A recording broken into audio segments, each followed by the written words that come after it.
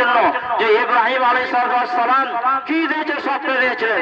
নবী স্বপ্ন দেখার পরে তিনি সেই স্বপ্ন দেখার পরে ছেলেকে জবাই করার জন্য মিনার মাঠে নিয়ে গেছিলেন।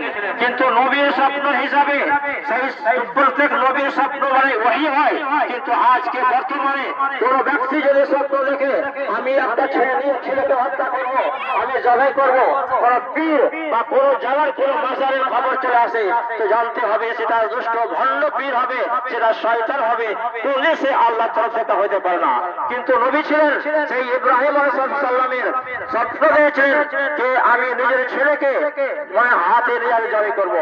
ওই স্বপ্নকে পুরা করার জন্য ইব্রাহিম আলাইহিস সালাম নিজের ছেলেকে মিনার মাঠে নিয়ে গেছিলেন।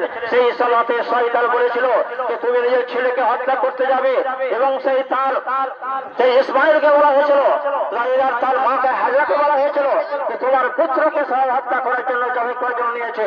যখন তারা কাকর মেরেছিলেন, ওই কাকর মারার কারণে আজকে কিয়ামত পর্যন্ত হাজিগণ যে কাকর মারছে ওই শয়তানকে উপলক্ষ করে, কিন্তু আজকে না শয়তান আছে আর না কিছু আছে, কাকর মারতে হবে একমাত্র ইতিহাসকে বজায় রাখার জন্য, ইতিহাসকে স্মরণ করার জন্য।